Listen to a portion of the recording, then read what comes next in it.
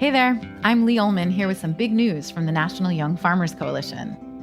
We're partnering with Heritage Radio Network on a special season of The Farm Report. It's all about what's happening with the Farm Bill and how it impacts farmers and eaters. I am growing diversified vegetables on land that's been in our family for 150 years. And so with the pandemic, gentrification, property values going up, we had to sell the land and we lost it. Join us as we uncover the untold stories behind this massive piece of legislation that shapes how we grow our food, what we eat, and so much more. The problems we have had, those are things that come from earlier Farm Bill and USDA policy, right? Like Earl Butz, get big or get out. You know, it's my responsibility to know not only what I'm eating, but then like how that all came to be. And realize like, wow, like this piece of legislation, all this money, like it's technically something that I support as a taxpayer. While Congress debates the next Farm Bill, this is not just an invitation to listen. It's a call to action. Be part of the conversation. Subscribe to the Farm Report on Heritage Radio Network, wherever you listen to podcasts. This piece was brought to you by Roberta's, robertaspizza.com. You're listening to Heritage Radio Network. We're a member-supported podcast network broadcasting over 35 weekly shows live from Bushwick, Brooklyn. This year, we're celebrating 10 years of food radio. For the past decade, we've been taking you behind the scenes of farms, restaurants, breweries, school cafeterias, and more. It's been 10 years, and we're just getting started.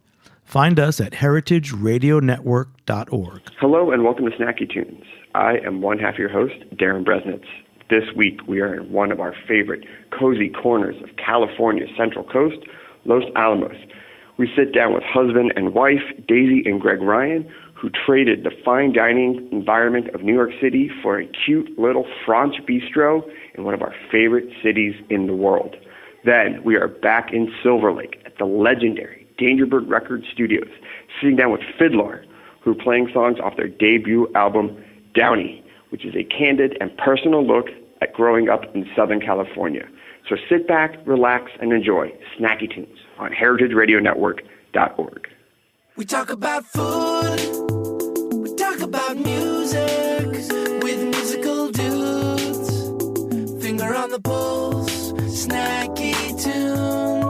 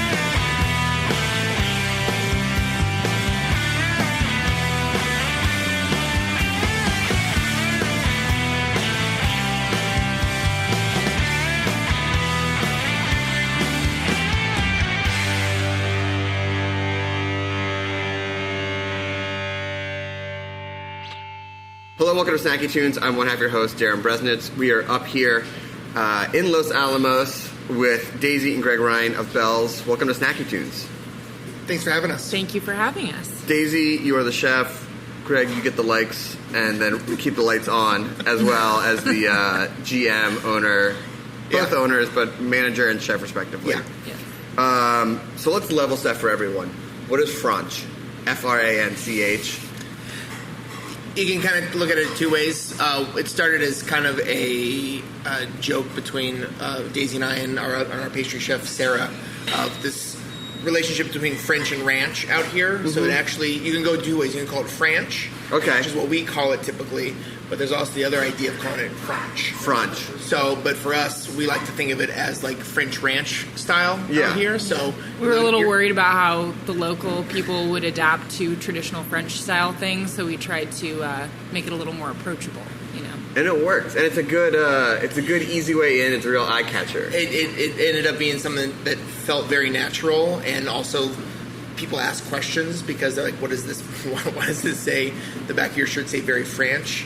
Or we don't know how to describe a dressing or a vinaigrette. We're just like, oh, it's a French vinaigrette. It's French vinaigrette. Yeah. You don't have that at the, you don't have that? At the Albertsons? You don't have that? Exactly. Yeah, and so it was just trying to this idea of like this type of cuisine out in an area that has that kind of ranch life. Like, we're in the country. Yeah. Daisy, you grew up around here, right? I did, yeah. I grew up in, this is all the Santa Ynez Valley, but I grew up in Santa Ynez, and from the time I was 5 till I was 17, and then left, and now I'm back. Now you're back. And what was it like growing up? Because now the Central Coast is such a tourist destination, especially for people like from LA or for people outside of California, but growing up, a decade ago, 2 decades ago, what was it like?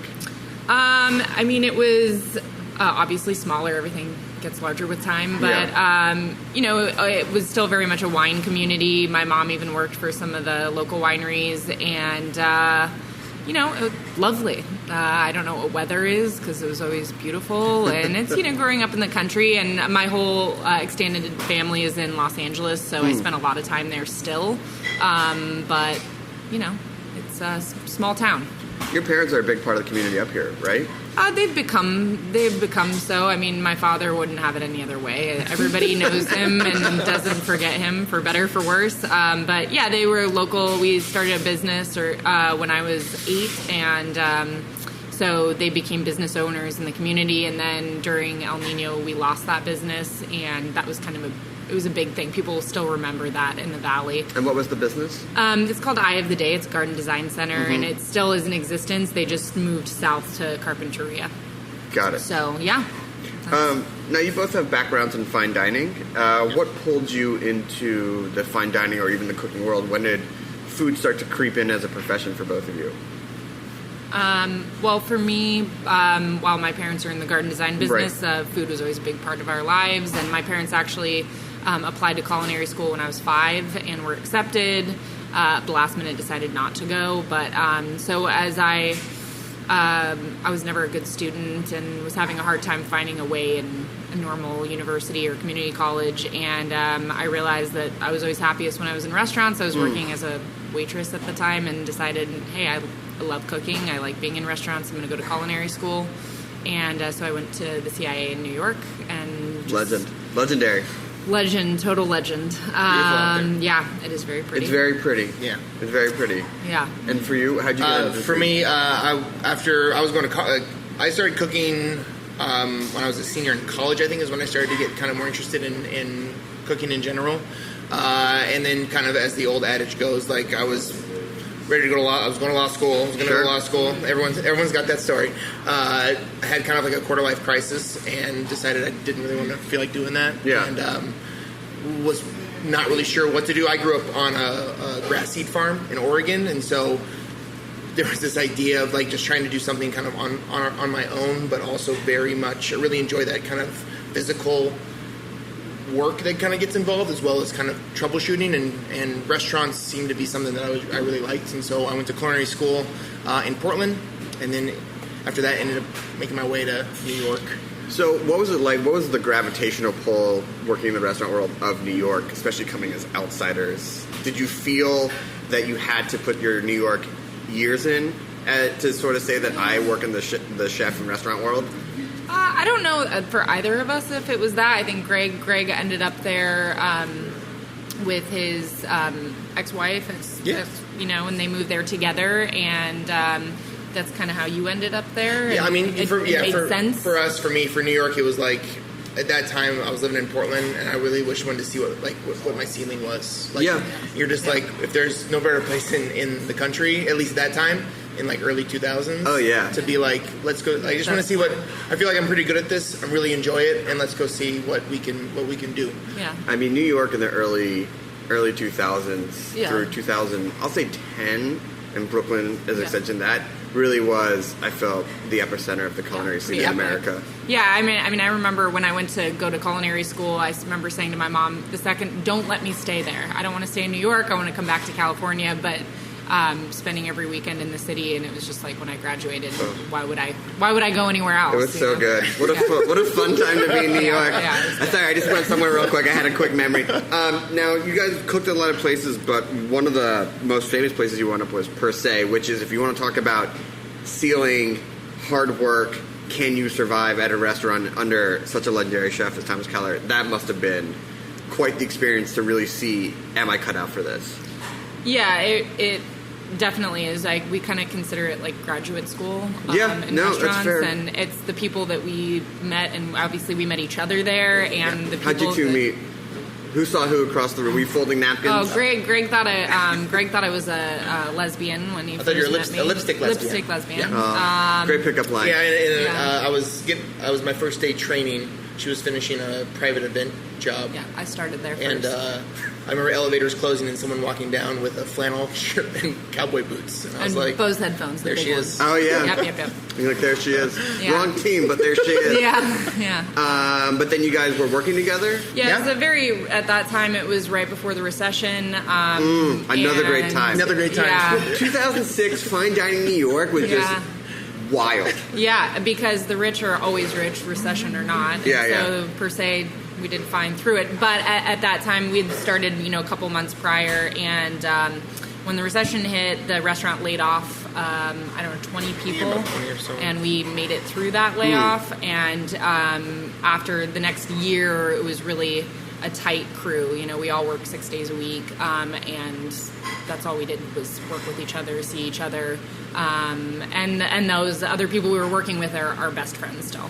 And as you know, as it goes, like, everyone's in uniforms, and then once everyone goes back into civilian clothes, back down to the bar, there's always a higher level of hotness. Oh yeah. Where you're she's been in a suit and tie all day long, and then So, can you really share helps. no names, but do you have any stories from that era of dining, or something that you remember that was absolutely wild? I mean, there was a really good incident between the wine director at the time and the chef de cuisine. That might be wrong. There's a lot of yelling. A lot of words. There was once a time where I was in a full-on Congo line with some fairly impressive musicians. They had a party in the private dining room, and there was about 50 of us, and they had closed, the main dining room had closed. This party was still going on. And at some point, there was a decision to start playing some Congo line music, and so there was about 50 of us that went through all the whole dining room, into the kitchen, into the back, into the private dining room. There was a mariachi band at one point. They may or may not be considered American royalty. They possibly could.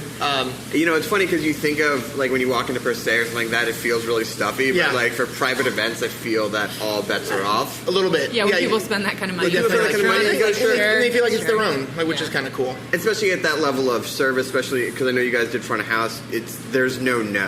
Yeah. Right? No. Not really. Yeah, I mean, you're trying to, be a liaison between yourself and obviously a very intense, very focused kitchen, and you're trying to parlay certain items. Yeah, there were many times that we went across the street to Duane Reade to buy people a specific, a Coors Light, because that's what they wanted to drink at Per Se, and so we would do things like that. Oh yeah. Yeah. So being in New York at this time, and then also going through the recession, and also New York changing at that time, when did it start to sink in that maybe it was time to look at other cities?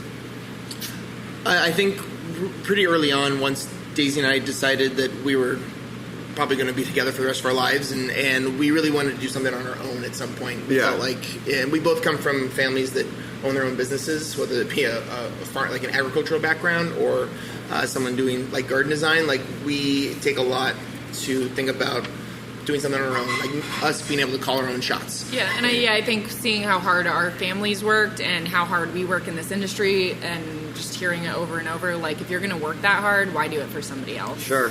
And so we didn't really feel like New York was going to ever be a place that we could ever really want to do that. And so we got married. Financially feasible. Or financially feasible, all those things. And so we moved to Los Angeles in about 2013, 14, and felt like we really always wanted to come back up to this area. Yeah. We really liked it up here. We were just never really sure what that looked like. We just weren't, I don't think we were ready to leave the city life at that time. Yeah. And yeah, we spent a year in LA, which is where all my family is, like I said before, and we love the LA. And the LA food scene now is awesome. It's awesome. It's really wonderful. One could argue that the epicenter may have shifted west. Yeah, I'm not sure when you moved it's a good there. I know moved, you may have brought it with you. I moved in 2015, and part of the shift was that I felt that the restaurant scene and the food things that were happening in food had shifted so much more creatively. Yeah, having been through essentially like the Roberta's Bushwick revolution, Yeah. I would go, okay, what's the next thing without me having to move out to Queens? Right. Yeah. Well, listen, we're going to take a quick break. We're going to talk about being on the West Coast, your short dip to Austin, and eventually the opening up in Bells in Los Alamos. We have a song from the archives here on Snacky Tunes on heritageradionetwork.org.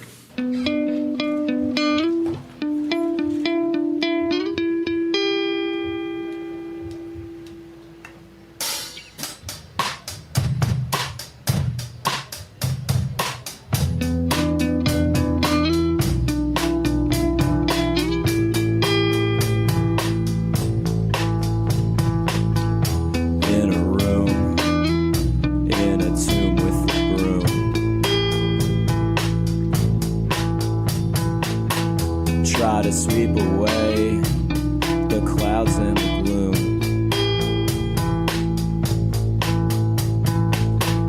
Daylight savings and pencil shavings.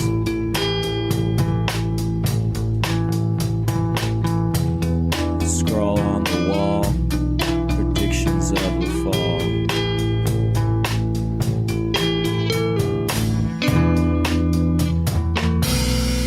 But I don't mind.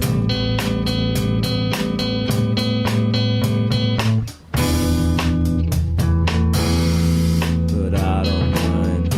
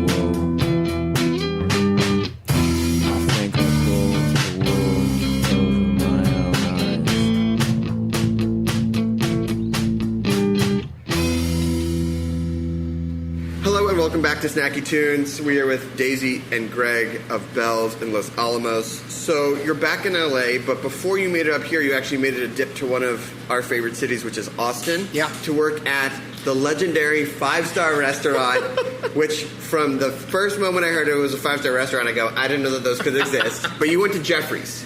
Yeah. But how did you wind up in Austin, which unto itself, food scene, awesome. Amazing. Yeah. I'll try to make this somewhat, it's a good story, though. It's a good story. So hey, it's digital. Okay, go forever.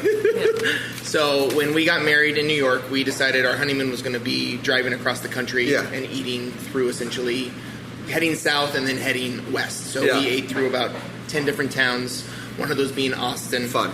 And at the same time, the Bon Appetit Hot Top 10 came out, and there was honestly like 6 of the towns that we were going through. We decided was that the Nashville Austin year where it was like sort of just like the southwest? Yeah, it just like it was like Atlanta, Charleston, all these things. And there was an article about Jeffrey's being reopened and reimagined. Yes. And by the McGuire, right? By Larry and Tommy. Larry McGuire and Tom Mormon. Who, for those who aren't familiar with Austin, are like sort of the restaurant guys. They're like Rich and Mario, like the Treasy. Yeah. They just They take properties they touch things and they make money. They print money. Yeah. It's nice. It is nice. It's nice. So very rare in restaurants. We had a chance to eat there, and it really spoke to us. I think looking at it and reading about it, it didn't really feel like it was going to have much soul to it. Yeah. And going there, it really did. It was something that we talked about a lot when we lived in LA. And along the way of all the cities we went to, it was the one city we looked at each other and we're like, we could live in this town. This is cool. My wife and I say it all the time that if we could do our work in Austin, we would live there. Live there in August and then talk to me. I did. I'm not sure you did. No, I did. I went through. I did a summer there. It is hot. But you go from your car. There's a lot of air conditioning. Yeah. It's not like the L train. Got a couple margaritas at Polvo's, and you're like, okay, I don't know anything. You don't feel anything. So that restaurant Jeffrey's was kind of in the back of our mind, even when we were talking about what we wanted to do at some point personally. And we had a chance.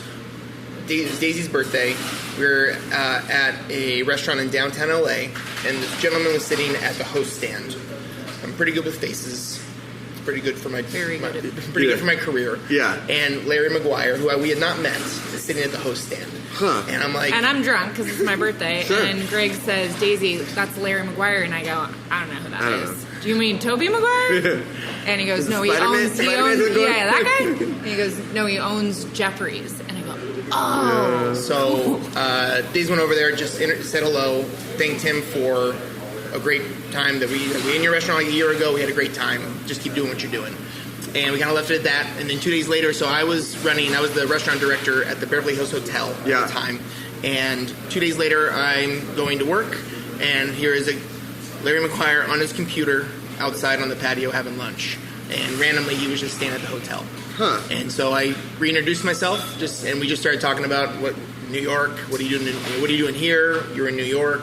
Austin, such and such, and got to chat for a couple days while he was staying at the hotel. And about 5 months later, he emailed me and said, the general manager at Jeffrey's is leaving. Do you guys want to move to Austin, and how well do you work with your wife?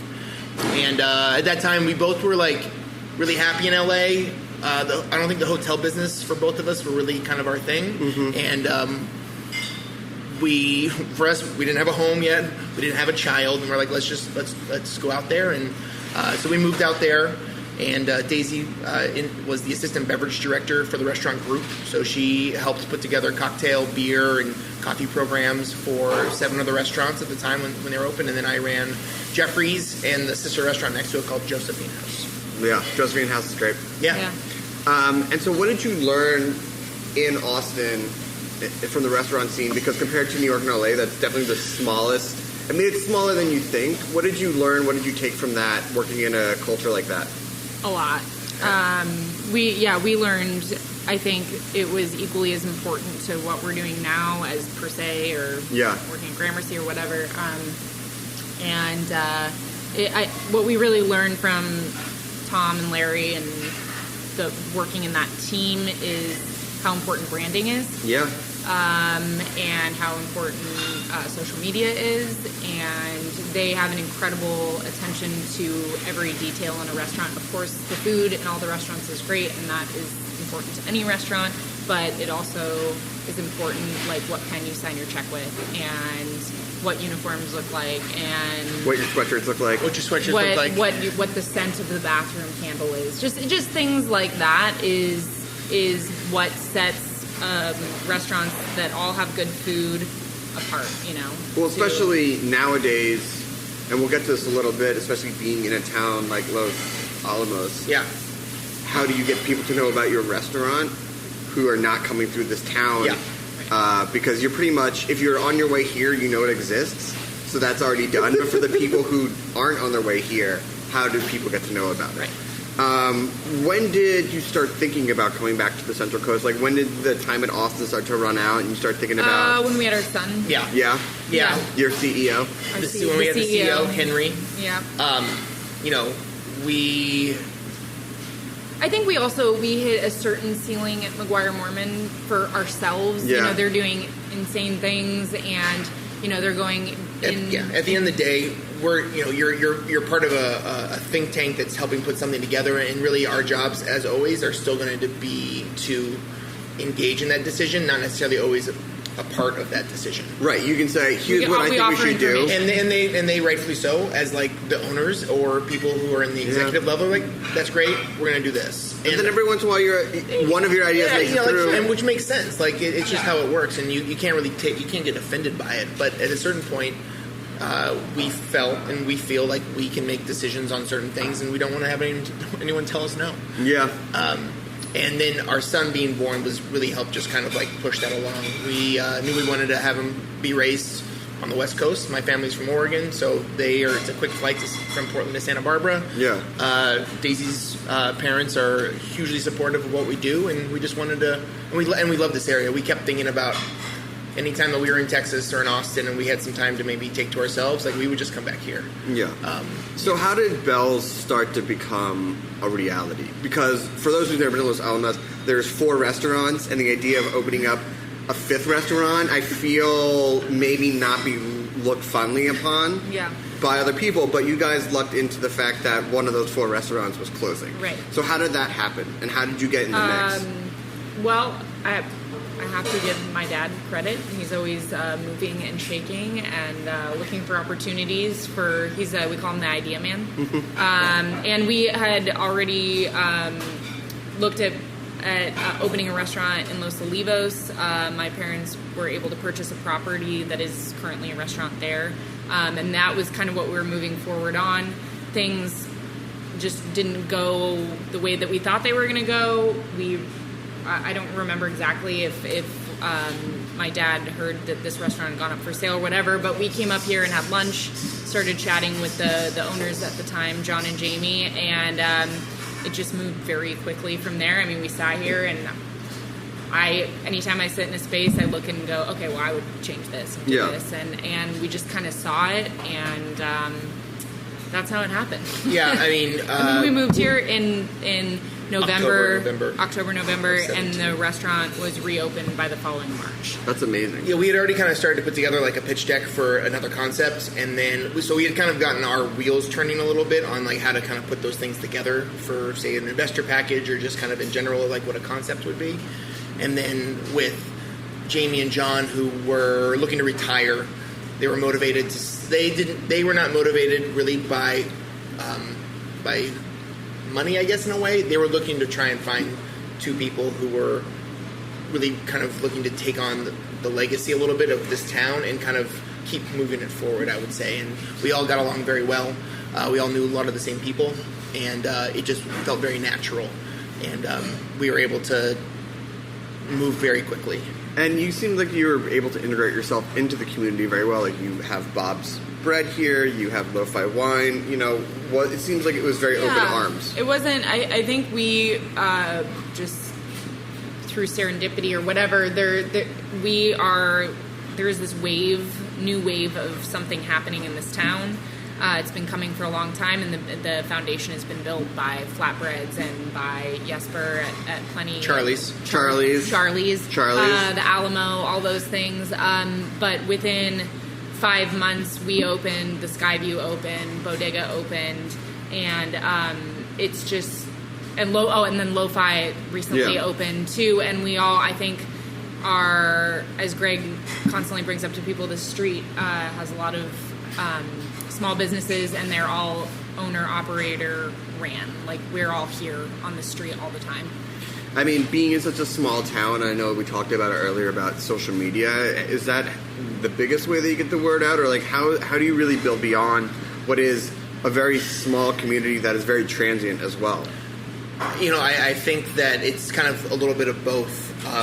In the sense of you're trying to stay very local, or in the sense of people who live in St. Ines Valley all the way. You know, we get people who come and dine here for lunch and for dinner from as far south as Santa Barbara on a daily basis to San Luis Obispo up north. You know, we talked about it last night a little bit. What really has been super helpful is there's been a few new businesses that have come in, say like the Skyview and the Bodega. So it gives a chance for a major market like Freelancer to be like, to group us all together. Oh, so it feels like a movement. Yeah. Oh, like this is an easy narrative to put down on paper. You're going to come up here for, it takes a 2-hour drive, and you get to stay somewhere for a couple days. And here are some new business. Like here's a new restaurant. Here's a new tasting room.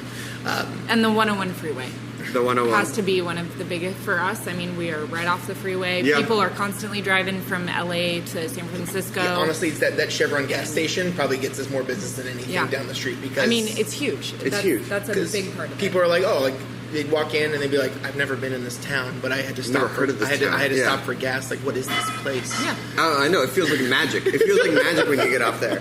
So, as you creep up on year 1, what's in the future? What do you see going forward? Like, what would you like to see happen? How would you like to grow?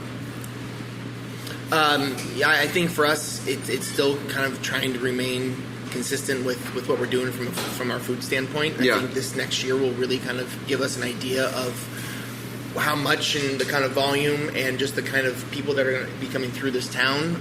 Just having 1 year in, obviously there's more exposure to this town than it was last year, I would say, and it just keeps kind of growing and growing. I think we just want to keep putting out food and hospitality that we're proud of, that people appreciate here, which they do, which is awesome. And I think getting a chance to hopefully convey some of the information that we've learned over the course of our 15 years working in restaurants for people who maybe have never, like, not to say they've never left the Santa Ynez Valley. Like, you get to talk to people about grape varietals and steps of service that they may not be exposed to in certain ways. And I think that, we talked a little bit about, what McGuire-Mormon kind of taught us. And it's really been from the moment that we were working for Chef Keller, per se. Like, we want to give people kind of this, it's about how people feel when they're in the restaurant. Like, this emotional connection is really important. And you really want people to feel like when they leave the door, like when they leave the restaurant, they're like, I like how I felt when I was there. Yeah. And the next time that I want to feel that way, I want to come back here. And that's what you want to do, is give something like a sense of place and make people feel like it's a comfortable place to be, but you're still putting out really good food and have a good time with it. Awesome. Now, one last question before we go. If people like yourselves have dreams of opening up a restaurant in a small town like this, all across America, wherever like that, what is like the one piece of advice that you would give them before they open? Live with your in-laws? No. I think if you want to open a restaurant, it's better if you have some experience in restaurants, but also just if you're going to open your own restaurant and you want it to be around for a while, expect to be there all the time. Yeah. And that's really, as I see it, and we've worked in restaurants for a long time for a lot of different people, like the successful ones have owners, operators that are there. Yeah, my favorite places that we go to, like Friedman's back in LA, Jonah and Nick are always there. Yeah. That's great. And you're never overqualified to mop the floor or bust a table. Like, it just like you have to do all that stuff to make it happen. Awesome. Well, thank you so much. Thank you. If people want to visit or see you online or get some sweet merch, where can they go? You can go to bellsrestaurant.com. Or you can check us on Instagram, which is where I spend most of my time at this point. Very fast with the response. Thank you. Bells Los Alamos is our Instagram. Awesome. Well, thank you so much. We have another song from the archives and then a live performance here on Snacky Tunes on heritageradionetwork.org.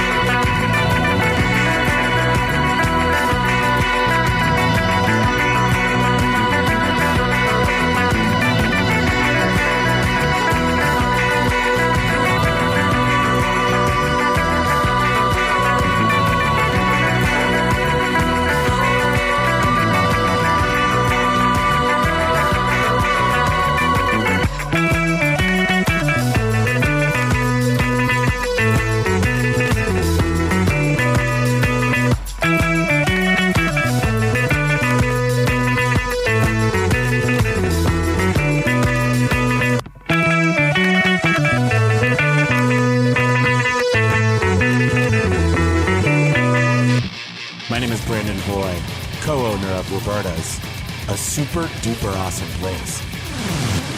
Roberta's is a very, very, very, very proud sponsor of the Heritage Radio Network. We're also super awesome. Thank you, Heritage. Are you enjoying this podcast? Heritage Radio Network has plenty more. My name is Jimmy Carboni, and I'm the host of Beer Sessions Radio here on HRN. My show is an audio ale salon celebrating the world of craft beer, cider, food, and more. Through discussions with industry insiders and knowledgeable beer fans, my friends and I explore every aspect of the brewer's craft, from grains to pint glass and tasting to toasting. You can find Beer Sessions Radio wherever you listen to podcasts and on heritageradionetwork.org. Hello and welcome to Snacky Tunes. I am one half your host, Darren Bresnitz. We are here at Danger Bird Record Studios in Silver Lake. It has been raining for too long in Los Angeles, but we all got out of the house today. I love it. You love it? Yeah. We are here with No Win. Welcome to Snacky Tunes. Hello. Hey. Are you really a fan of the? I mean, look, it's rare, you know. So it's like a holiday. Not rare enough this year. Yeah. No. Yeah, I you and I share something in common because we have a. Yeah. You have a 10-month-old baby. Your baby was born the day after mine. It's true. And one day inside of the weekend is fine. Yeah, but it's torture. It's torture. Yeah. As a new dad, did that affect the music or being in a band, or how does that shift the dynamic at all? Yeah, totally. I mean, I feel like we definitely. I had a conversation with Danger Bird about like release date and trying to have as much time home with my son before we start touring. Oh yeah. So that affected that. Yeah. But other than that, like my wife's extremely supportive, and we both have like kind of freelancey work schedules, so it's easy to like move around each other. And then also we're both from here, so we have like family support systems in town and stuff. Yeah, having that family support system is... It's crucial. It's crucial. Yeah, it's wild. There was a band, Wildorado? There was a band, they were living in LA, but all of them were from the same part of Midwest, and they all moved back. Yeah. So that, like, because they had families, and they were smart. younger dudes, and their wives were like, we love you, but we need support. Yeah. Super happy you're here. Now, being from LA, growing up, being in so many bands, for those who are a little unfamiliar with the current state of the LA music scene, especially the one that you're in, can you give us a walkthrough of like where you guys playing, who you running with? Yeah, sure. Band-wise, as far as, I don't know, I don't feel like there's much of a scene band-wise right now. I'm also just old now, so like I feel like you think it's not a 10-month-old kid. Yeah, so like I feel like it might not be there, but I could also just be an old guy who's not like out at the shows as much as I used to be. But we play at like the Hi-Hat, the Bootleg, Moroccan Lounge a couple times. I feel like there's like an abundance of clubs right now to play at. Many. There's so many clubs to play at right now, and there's a lot of really good ones. And then band-wise, I feel like we hang out with Criminal Hygiene the most because they're... Most of the bands we used to hang out with make way more money than us. And we can't afford to do the shit that they do. They start creeping to the west side. They all got houses in Burbank. Yeah, they keep moving you're like, oh, I'm in La Brea, or it's like, oh, I'm off the 134. You're like, dude, come on. Come on. It's off the 110. Yeah. So for those who are unfamiliar with No Win, what's the short and dirty history? How'd you guys look at each other in the eyes and say, let's make something together? It's slowly... it's like I started doing No Win as a solo project in like 2015, maybe. And I was just out of a band that I was in for a long time with like really close friends that I know since high school. Do you want to shout them out? The band or the dudes? Either. The band was called Brown and Blue. And it was like my friends Ricky and Ray.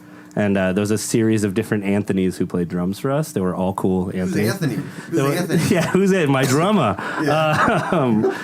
He was, so like, that was a cool band, and I just finished that, and I wanted to do something like simple and alone, and so I made like the first No One EP, Dirty, but David's played on everything that No One, he's the, like the other half of the band that's been there since the very beginning.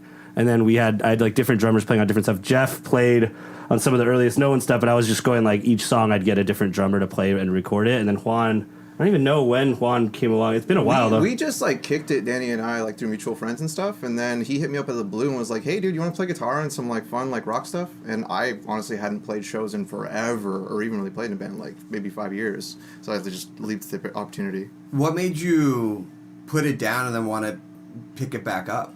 I think you just get busy. I was into production. Like I Yeah. thought I was going to be like a production coordinator or producer or something, and then but guitar was like my first love. So as soon as Danny was like, "Yo, dude, you want to come shred?" and I was like, "Yeah."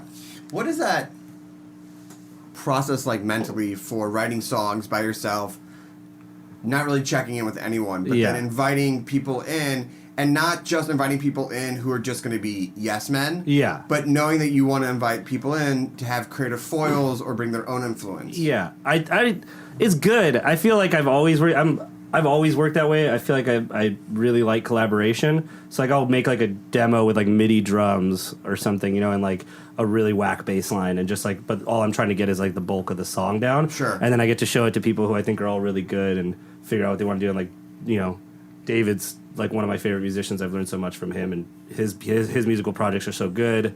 So it's like, it's cool because it feels like, I don't know, I feel like I get to get my hands off of it in a way that it makes me like the song more than if it's just something I did alone, Because then you get to hear like, oh, fuck, he's killing it right there. Like, you know what I mean? There's these great moments. Yeah, it's great when you can get part of the creative process off your shoulders. Yeah. And let someone come in and own it. Yeah, and also like you get to borrow everybody's talent, which is like I'm not going to shy away from the fact that like you write a song on guitar alone, it can be super boring, and it's like moments that everybody else creates in it that make like something bigger than I could have ever, Yeah. Yeah.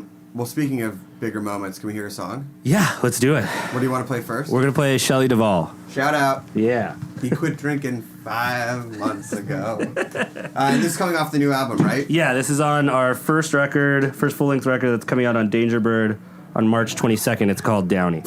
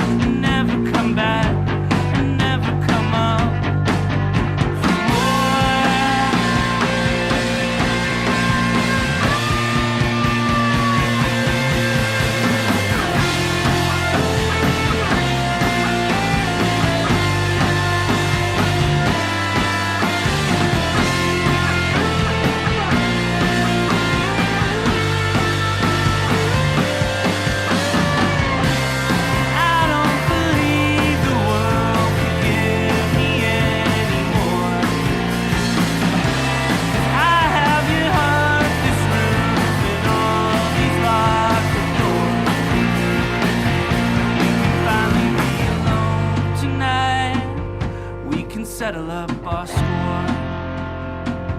We can dig up several graves for ourselves, never come back, never come up for more. We'll never come back for more. Carry me out, I'm falling down. All of the lights have blurred into stars. The night seems to tear at my already bleeding feet.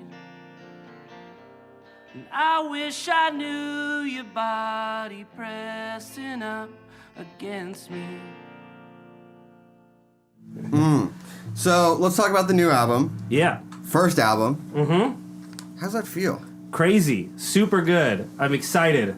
I like really wanted to have the experience of like making the first No Win record be like a proper making a record experience where like finding Dangerbird and Aaron from Dangerbird like helping us to work with Dangerbird like gave us that opportunity, and it was rad to get to like sit down and really make a record all the way through with the intention of it being this one big thing. So not just I'm recording songs in my bedroom and then we put it together and it's like, oh, here's 10 songs from the last 12 years. Yeah, and some of that is this, like I wrote a lot of these songs a while ago and they're kind of pieced together from the first 2 EPs, some of them, but I feel like I always like purposely recorded this band pretty lo-fi.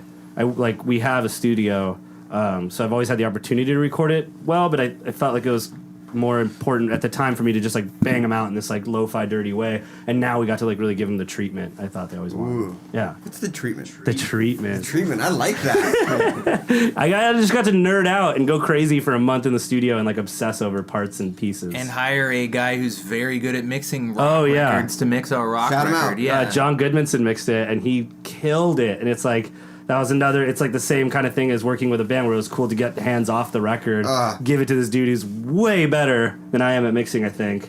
And when I got it back, I was just like, oh, like it just.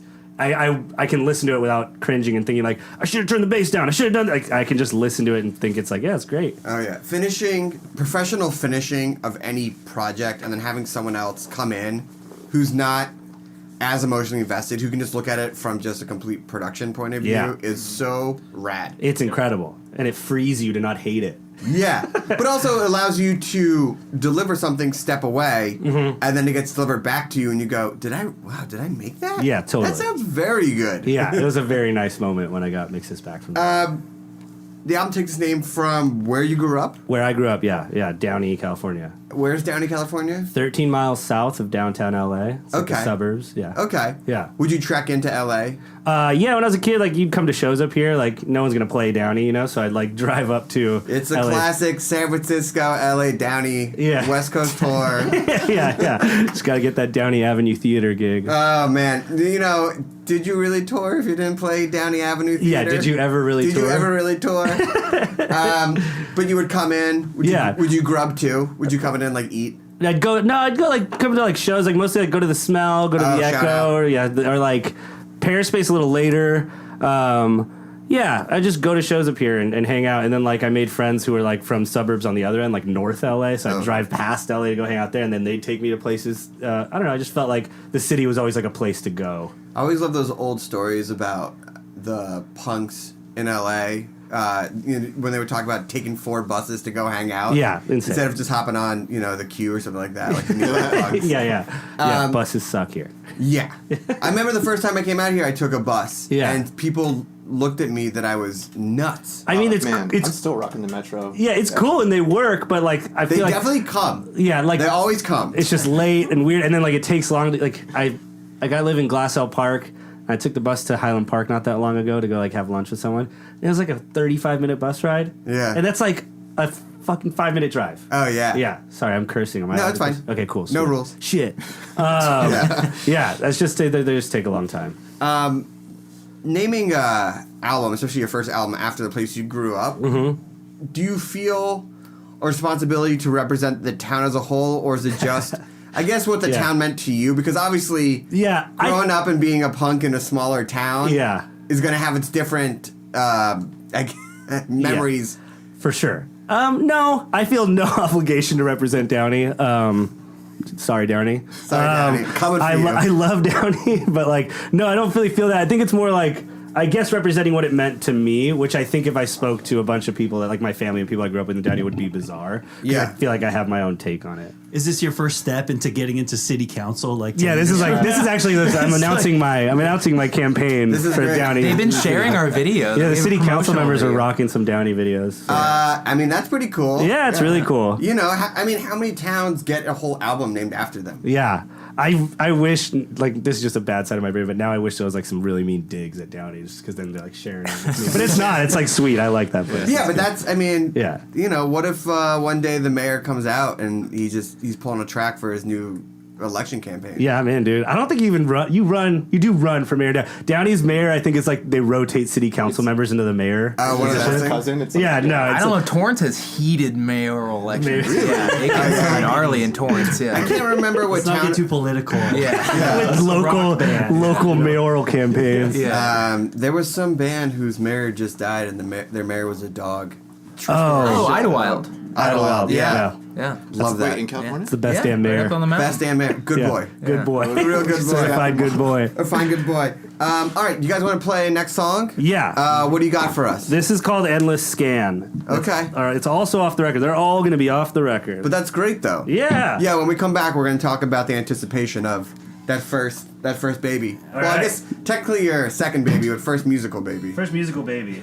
All right, here we go. No Win on Snacky Tunes. One sec, Jeff. I'm just going to turn this up. At Dangerbird Record Studio on heritageradionetwork.org.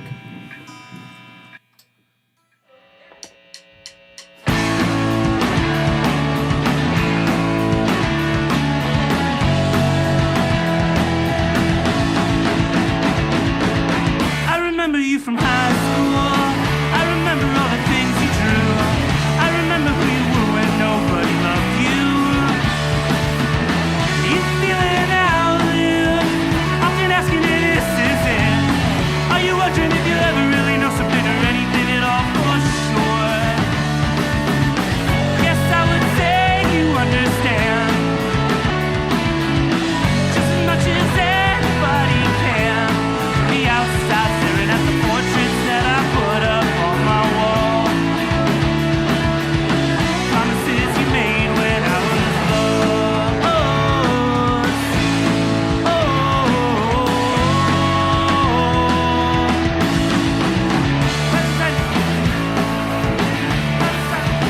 Gotta stop you if you want me again. I'll die like another scam. You feeling out, Lou? Often asking if this is it. Are you wondering if you'll ever really know something or anything at all for sure? Yes, I would say you understand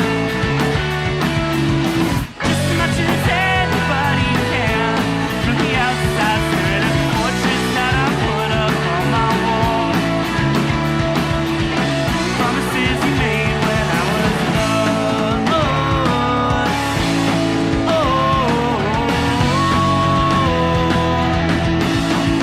Must be pretty simple if you think that I can do it. Must be pretty special if you need someone at all. Yes, I would say you understand just as much as anybody can. From the outside, staring at the portraits that I put up on my wall. Promises you made when I was lost.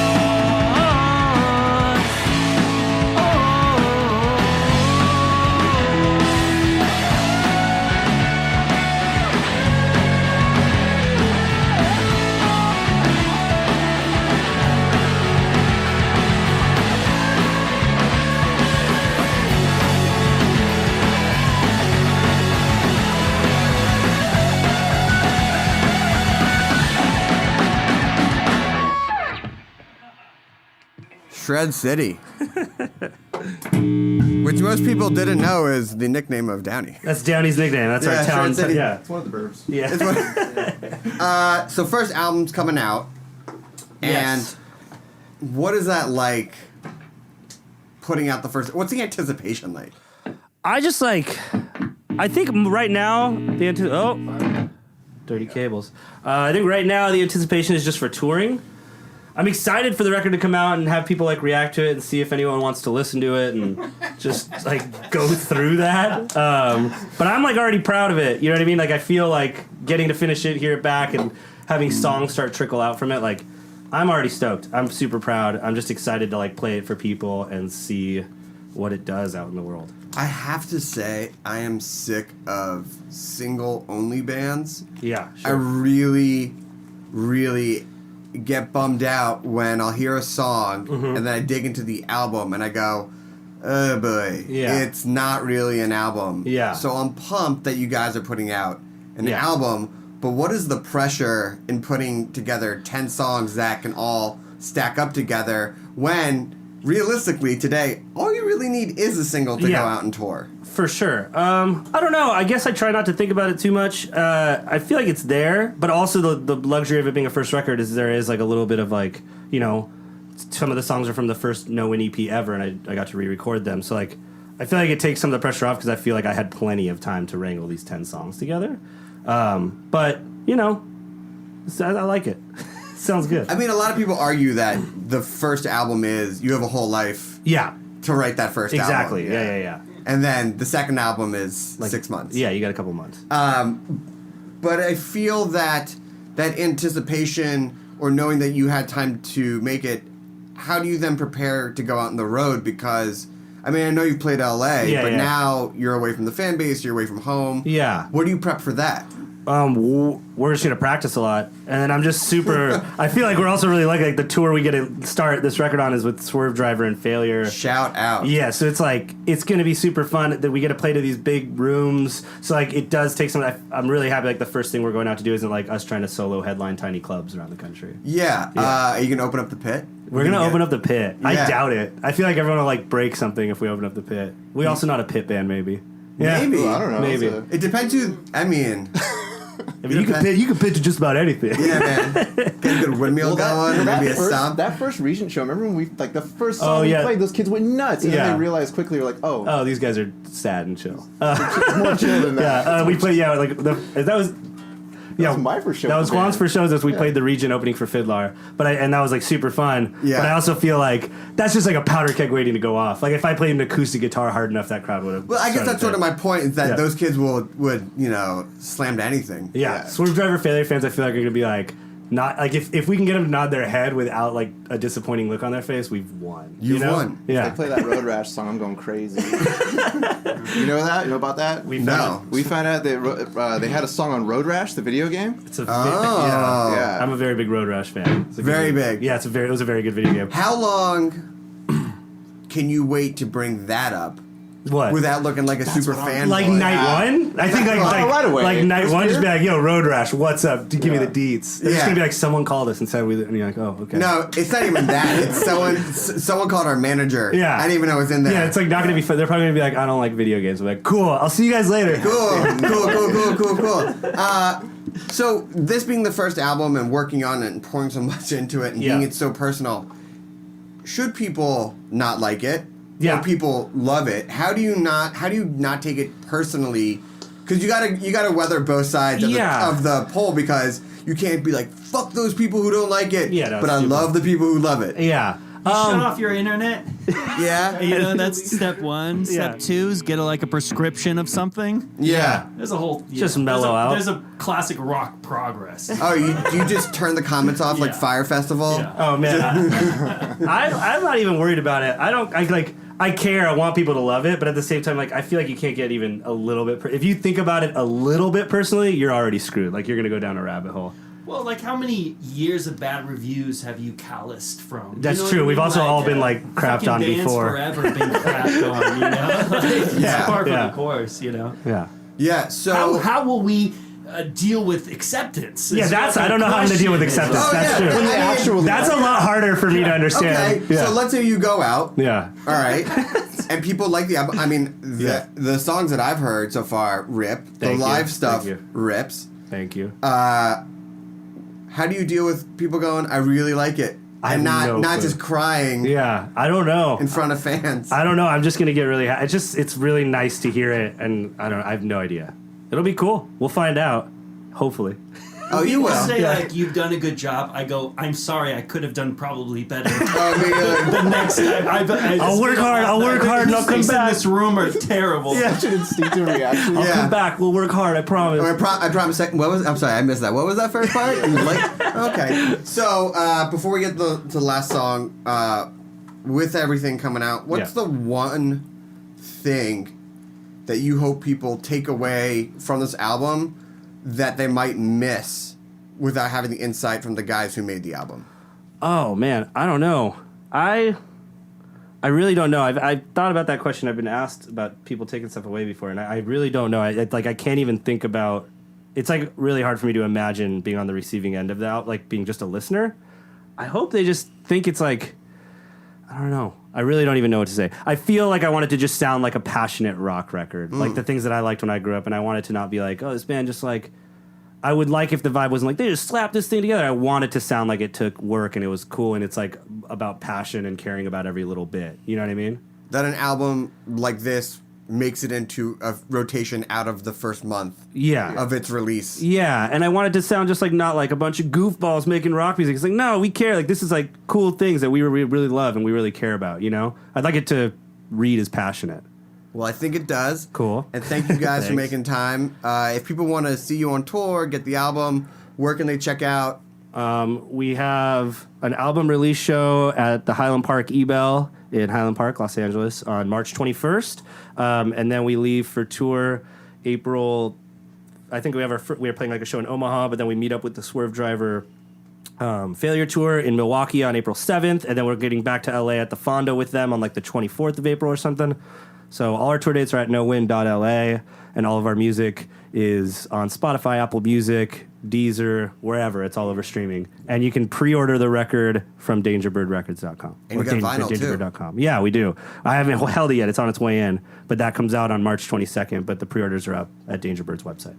Beautiful. What's the last song we're going to hear? Car Bar. This just came out on Friday. Awesome. All right. Well, thank you to No Win. Thank you to Dangerbird Records. Thank you to Andy. Thank you to Aaron, Lisa, everyone. This is No Win on Heritage Radio Network. I'd just like to thank Juan's Cables for today's noise performance. Today's noise brought to you by Juan's Cables. Thank you so much. We'll see you next time. Here's one last song on heritageradionetwork.org. Bye. Thank you.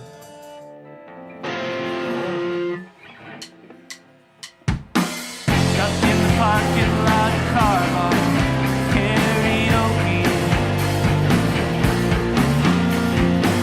I wonder, does your brain do the same things to you mine does to me? Are you there? Come on with me. I've got some new friends who live in the city. Fix my hair, make me pretty. I've got some new friends who live, new friends who live.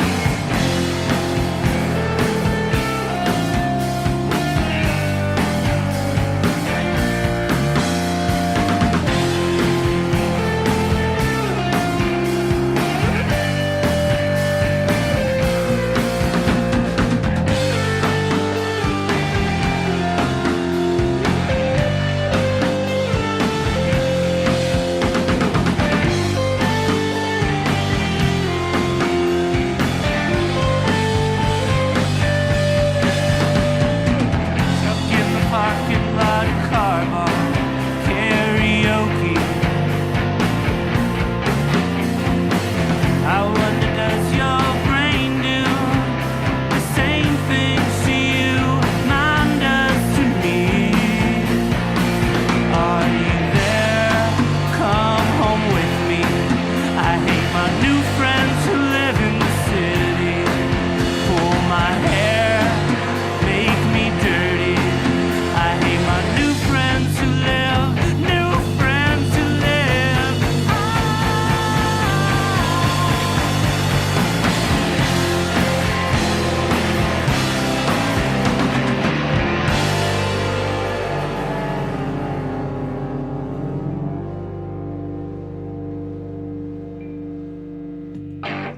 We talk about food, we talk about music, with musical dudes, finger on the pulse, snacky tunes.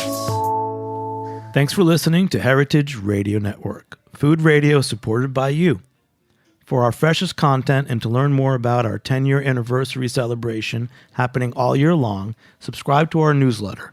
Enter your email at the bottom of our website, heritageradionetwork.org. Connect with us on Instagram and Twitter at heritage_radio. You can also find us at facebook.com/Heritage Radio Network. Heritage Radio Network is a nonprofit organization driving conversations to make the world a better, fairer, more delicious place. and we couldn't do it without support from listeners like you. Want to be part of the food world's most innovative community? Subscribe to the shows you like, tell your friends, and please join the HRN family by becoming a member. Just click on the beating heart at the top right of our homepage. Thanks for listening.